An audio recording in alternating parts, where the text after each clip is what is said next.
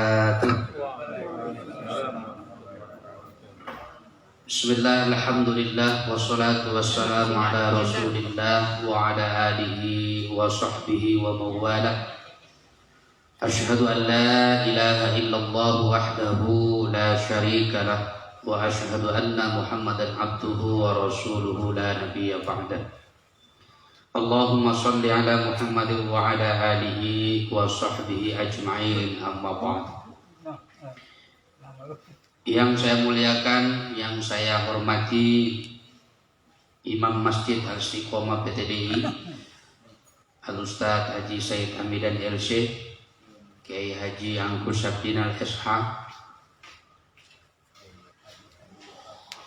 Pemberi tausiah pada sore hari ini adalah Ustadz Arif yang saya muliakan, para jemaah. Alhamdulillah, puji syukur kita kepada Allah Subhanahu wa Ta'ala. Ini hari kita sudah masuk hari yang kedua. Insya Allah kita iringi dengan doa semoga Allah Subhanahu wa Ta'ala menerima segala amal dan ibadah kita semua dari hari pertama sampai hari ini, bahkan nanti sampai di akhir Ramadan yang akan datang. Salawat serta salam semoga Allah selalu curahkan kepada Nabi kita Muhammad sallallahu alaihi wasallam. Hadirin para jamaah berbuka puasa bersama atau iftar jama'i yang saya muliakan, perlu kami sampaikan bahwa kegiatan-kegiatan yang ada di Masjid PTDI ini dari tahun ke tahun alhamdulillah senantiasa berjalan dengan baik, dan tahun ini juga tetap berlangsung seperti kegiatan berbuka puasa bersama, kemudian melaksanakan sholat sunnah tarawih berjamaah atau qiyamul Ramadan di sore hari dengan menggunakan setengah juz dari Quran yang pada tahun ini insya Allah dipimpin oleh Ustadz Mawardi yang dari semalam sudah bersama-sama dengan kita. Kemudian dilanjutkan di jam 3 pagi itu Qiyamul Lail ya, yang dipimpin oleh Ustadz Mawardi setengah juz.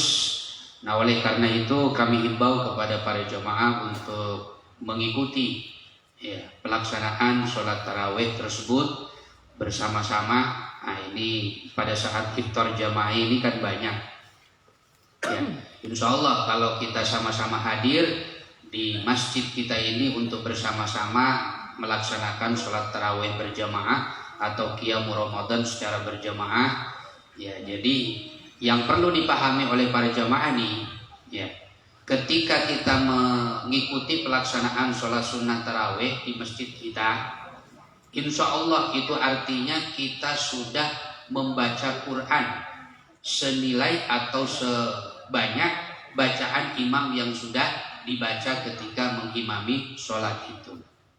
Artinya dengan sendirinya yang mengikuti pelaksanaan sholat sunnah tarawih itu dengan sendirinya sudah membaca Al-Quran. Jadi jangan berat. Udah di rumah susah baca Quran, ketemunya HP, ketemunya WA, udah gitu ada di Masjid Al-Istiqomah PTDI nggak dimanfaatin ya.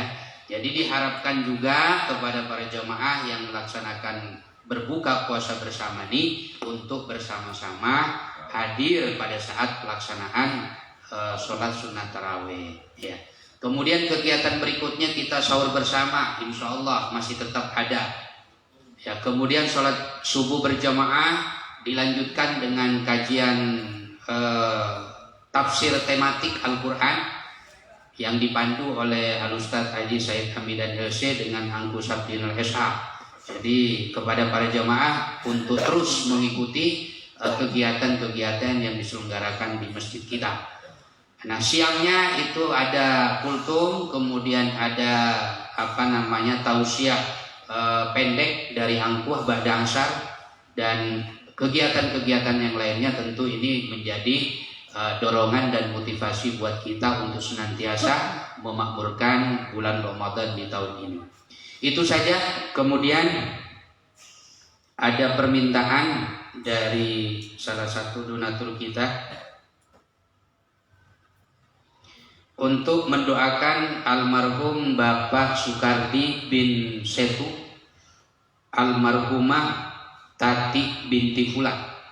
Ya, semoga beliau berdua yang sudah almarhum dan almarhumah senantiasa mendapat tempat yang layak di sisi Allah Subhanahu wa taala dan dosa-dosanya diampuni, kemudian pahala-pahalanya senantiasa mengalir kepada almarhum dan almarhumah. Al-Fatihah. A'udzubillahi minasyaitonir rajim. Bismillahirrahmanirrahim. Alhamdulillahirabbil alamin arrahmanir rahim maliki yaumiddin. Iyyaka na'budu wa iyyaka nasta'in. Ihdinas siratal mustaqim. Siratal ladzina an'amta 'alaihim ghairil maghdubi 'alaihim waladdallin. Amin. Kita awali dengan membaca basmalah bersama-sama. Bismillahirrahmanirrahim. Mari kita ikuti tausiah yang akan disampaikan oleh Ustaz Arif kepada beliau. Kami persilahkan sampai jam 17.45.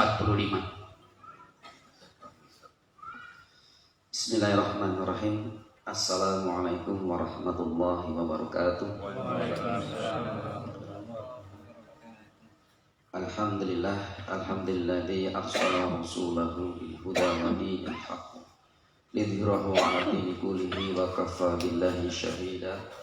Asyhadu an la ilaha illallah wahdahu la syarika lah wa asyhadu anna Muhammadan 'abduhu wa rasuluh la nabiyya ba'da. Allahumma shalli wa sallim 'ala Muhammad wa 'ala Muhammad. Yang kami hormati guru-guru kita Kiai Haji Said Hamidan dan Ustadz Angkuh dan Ustadz Sugi dan beserta para guru-guru yang ada hari ini bisa melaksanakan iftar jamaah. Semoga puasa yang pertama diterima di sisi Allah. Amin ya rabbal alamin. Dan pada hari ini saya membawakan tema tentang Ramadan membentuk umat terbaik. Ya, dalam surat Ali Imran ayat 110 Allah berfirman, a'udzu minasyaitonir rajim, kuntum khairal ummah ukhrijat linnas ta'muruna bil ma'ruf wa tanhauna 'anil munkar. Kalian adalah umat yang terbaik yang dikirim Allah untuk manusia. Allah memberikan label kita adalah umat yang terbaik untuk umat manusia, untuk seluruh dunia. Nah, pekerjaannya apa? Tanda ciri khas dari umat terbaik ini di dalam tafsir Ibnu Katsir diberitakan, diinformasikan bahwa Islam datang di kala umat terbelenggu di rantai gitu.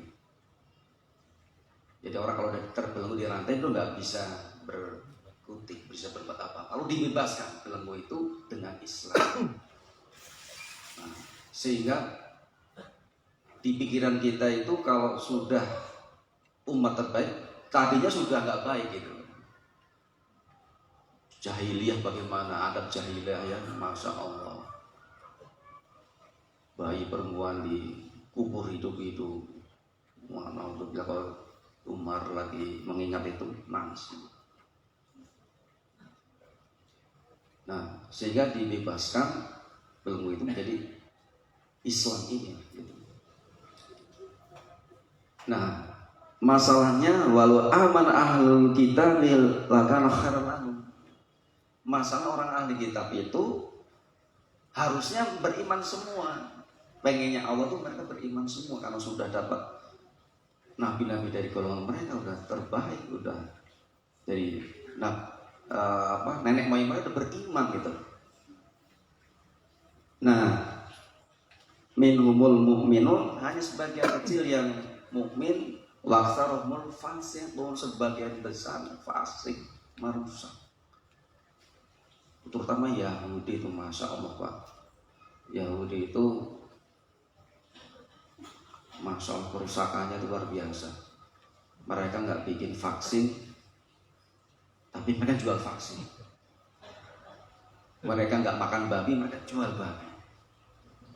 Mereka nggak riba, mereka mempraktikkan riba. bikin kerusakan di tempat dia nggak bisa rusak, tapi di luar rusak. Masya Allah, fasik itu sebagian besar rusak, fasik. Nah kalau ditarik dari cerita sejarah, waktu itu Babe Haikal di sini menceritakan tahapan sejarah Islam. Hari ini saya sandingkan dengan sejarah dunia biar kita tahu. Ya. Jadi Islam lahir sekitar 570 Masehi atau 600 Masehi. Sementara di Barat waktu itu, masya Allah Pak, baru mau masuk abad ke-8 istilah mereka, Dark Age. Tahu abad ke-8 Pak? Yang berkuasa di Eropa waktu itu sekarang kan mengklaim peradaban dunia sekarang dikendalikan oleh Eropa. Mereka mengklaim semua ilmu pengetahuan, teknologi, ekonomi semua dikuasai mereka. Mengklaim seperti itu. Mereka seakan-akan umat terbaik gitu kan. Padahal salah jutaan sama Allah. Nah, ketika Islam lahir, mereka baru mau masuk abad ke-8, 500 Masehi sampai 1500 Masehi, 1000 tahun.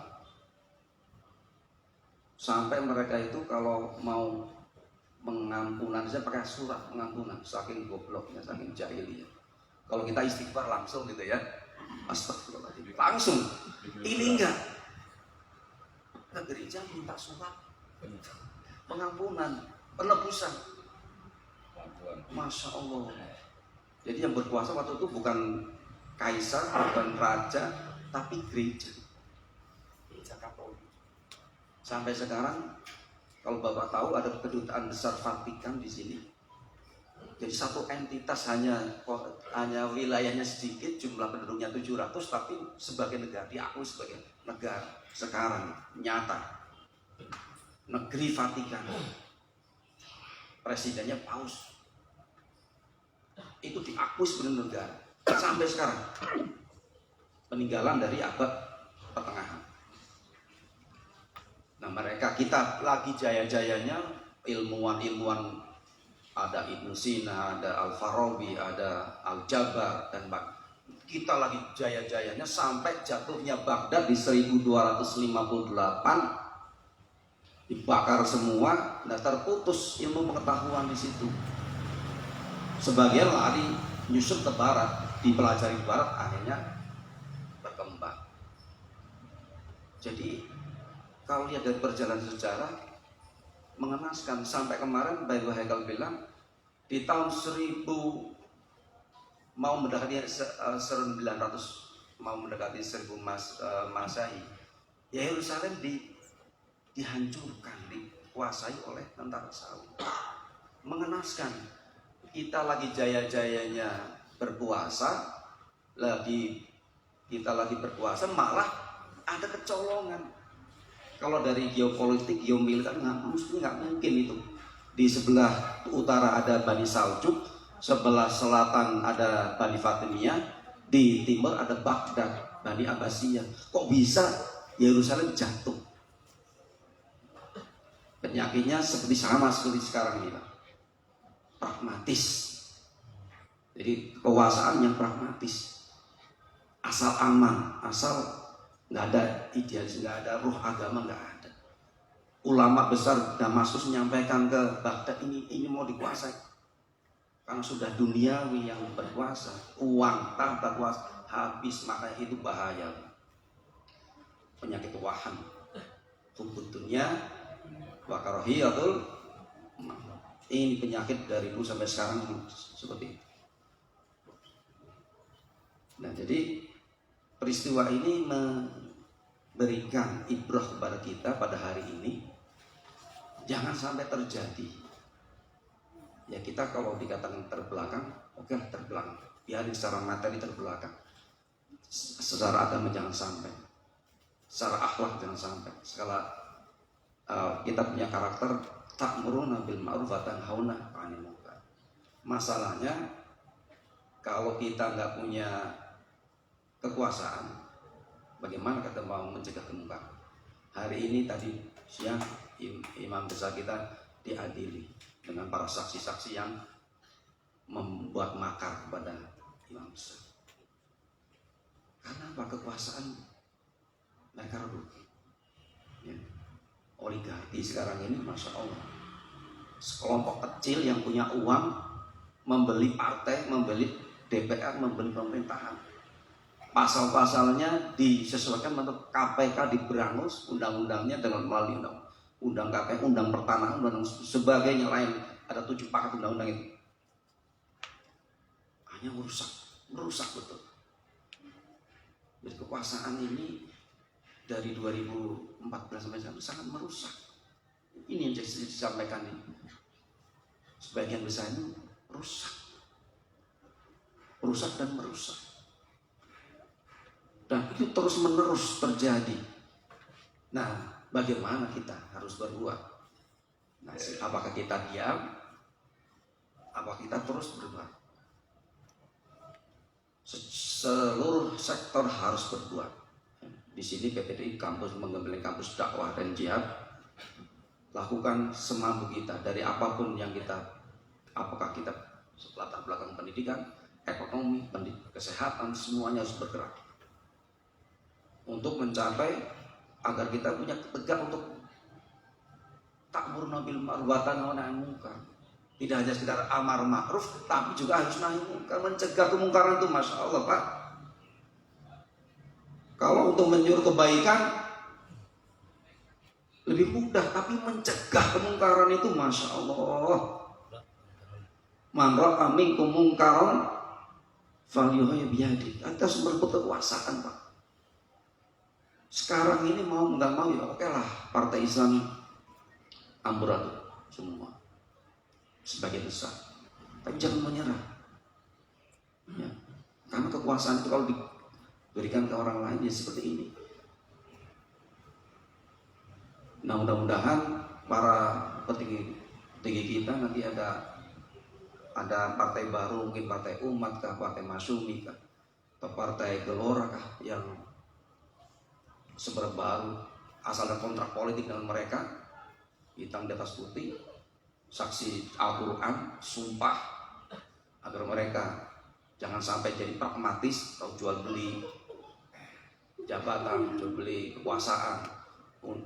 Pejabat KPK dibeli, Mahkamah Agung dibeli, Mahkamah Konstitusi dibeli, kemudian seluruh pejabat badan-badan negara dibeli, Kapolrinya dibeli, Panglima Tentara dibeli.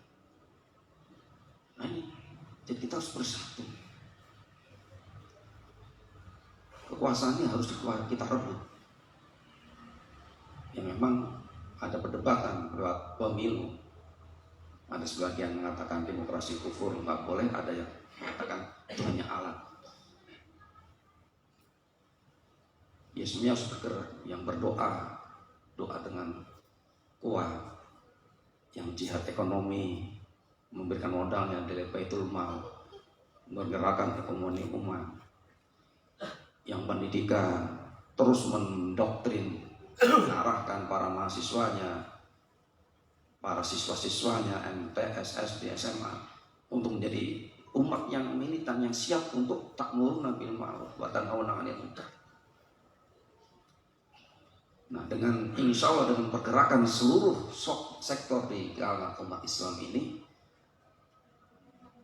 tercipta satu irama, ya, perpaduan antar kerjasama agar nanti seluruh sektor, apakah itu ekonomi, pendidikan, kesehatan, itu bisa kita kuasai. Dan negeri ini ya para hadirin yang dimuliakan Allah, negeri ini sangat kaya sekali. Nah, modal besar agar kita bisa berkuasa di negeri ini, yang menguasai kekayaan alam. Sekarang kekayaan alam itu mengalir keluar. Timah, emas, yang menikmati bukan negeri ini dikirim ke Freeport, dikirim ke Inggris, dikirim ke mana-mana, di Cina. Keuangan kita dijebak dengan bunga-bunga yang besar dari mereka. Pinjaman-pinjaman yang kita berat untuk membayar. Utang kita udah hampir 4.000 triliun, mungkin lebih. Nah, Masya Allah. Kita hidup sekarang dengan banyak penuh hutang. Nah, sebagaimana kita? Jadi khas umat terbaik tidak hanya ta'muruna bil ma'ruf, tapi juga harus tanhauna 'anil munkar, mencegah kemungkaran. Nah, kalau nggak bisa dengan kekuasaan, dia baik dengan lisan. Kalau nggak bisa dengan lisan, fabi lisan nih, fabi qalbi. Tapi wad'aful iman, ternyata selemah-lemahnya iman. Lemah imannya, selemah-lemahnya iman. Ya kita nggak mau selemah-lemah iman kan, kita harus kuat, berani bicara dimanapun. Nah, insya Allah dengan pengembelengan kiai di sini, perguruan tinggi dakwah Islam, saya yakin kedepannya dengan terus melakukan modernisasi, saya yang diamanai Kepala Prodi Komunikasi Penyiaran, kita terus-menerus melakukan modernisasi agar kita mengejar ketertinggalan dengan komunikasi dan penyiaran yang lain, yang konvensional. Film-film saya tahun sekarang ini, Masya Allah, kalau nggak pakai bumbu adu domba, fitnah, riba, nggak menarik. Film-film kita ini kalau nggak pakai porno aksi atau apa kayak katanya, Masya Allah, bumbunya itu. Tantangan komunikasi dan penyiaran Islam ini akan menghadirkan program pendidikan yang betul-betul menarik, ya, tapi memenuhi ketentuan syariat. Entertainnya bagus, tapi secara syariat terpenuhi. Nah, ini yang jadi kita akan berusaha semaksimal mungkin dari struktural, dari kultural, dari visi, frame pikiran kita. Insya Allah akan terus menerus untuk memanggil atau sapaan, jika ada sapaan dari Allah ini, bahwa kita adalah umat terbaik. Dan tidak harus menunggu datangnya Imam Mahdi, Nabi Isa, baru kita akan bergerak. Enggak, jangan. Ya. Ada sebagian, kita tunggu, kita memperbaiki ini individu kita, udah nggak peduli negara mau gimana, masyarakat mau gimana, pemerintahan mau gimana, udah kita tunggu datangnya Imam Mahdi, nanti juga pasti datang. Nanti Nabi Isa juga pasti akan turun. Jangan nunggu. Memang fase itu akan ada, kita yakini fase itu akan ada. Tapi kita harus menjadi bagian penting untuk dakwah, untuk jihad semampu kita. Dalam diri, minimal dalam diri kita sudah ada mental jihad. Karena kalau nggak ada mental jihad, maka dalam sebuah hadis dikatakan sifat nifak yang ada, dicap nifak sebagai orang munafik, ma'udzubillah. Insya Allah dengan kita bersama-sama dengan guru-guru kita di sini, terutama mendukung imam besar kita, karena beliau adalah tonggak pemimpin yang kita harapkan untuk melakukan perubahan, tidak adilan, agar dibebaskan dari kezaliman, dan yang menzalim kita Allah hancurkan sehancur-hancurnya.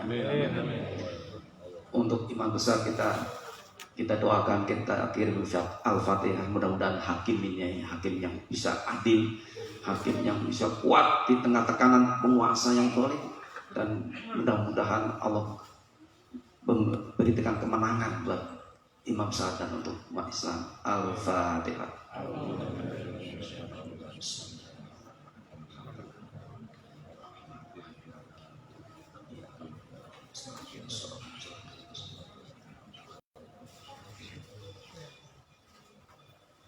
Baik, sudah selesai waktunya untuk masuk ke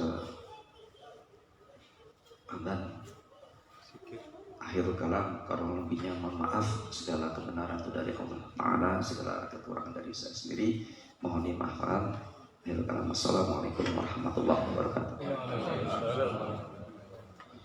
Asyhadu an la ilaha illallah, astaghfirullah, nas'al نسألك رضاك والجنة ونعوذ بك من سخطك والنار أشهد أن لا إله إلا الله أستغفر الله نسألك رضاك والجنة ونعوذ بك من سخطك والنار أشهد أن لا إله إلا الله أستغفر الله نسألك رضاك والجنة ونعوذ بك من سخطك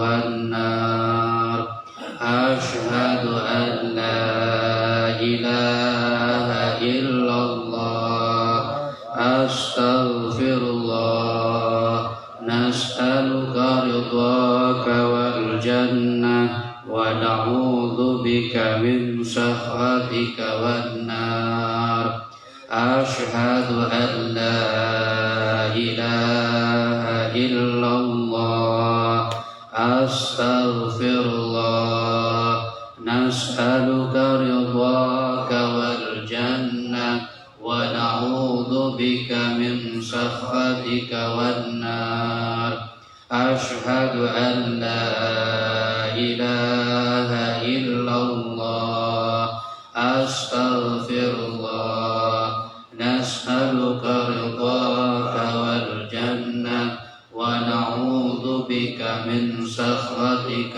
والنار أشهد أن لا إله إلا الله أستغفر الله نسألك رضاك والجنة ونعوذ بك من سخطك والنار أشهد أن لا إله إلا الله أستغفر الله نسألك رضاك والجنة ونعوذ بك من سخطك والنار أشهد أن لا إله إلا الله أستغفر الله نسألك رضاك والجنة ونعوذ بك من سخطك والنار أشهد أن لا إله إلا الله أستغفر الله نسألك رضاك والجنة ونعوذ بك من سخطك والنار أشهد أن لا إله إلا الله أستغفر الله نسألك رضاك والجنة ونعوذ بك من سخطك والنار أشهد أن لا إله إلا الله أستغفر الله نسألك رضاك والجنة ونعوذ بك من سخطك والنار أشهد أن لا إله إلا الله أستغفر الله نسألك رضاك والجنة ونعوذ بك من سخطك والنار أشهد أن لا إله إلا الله أستغفر الله نسألك رضاك والجنة ونعوذ بك من سخطك والنار اللهم لك صمت وبك آمنت وعلى رزقك أفطرت برحمتك يا أرحم الراحمين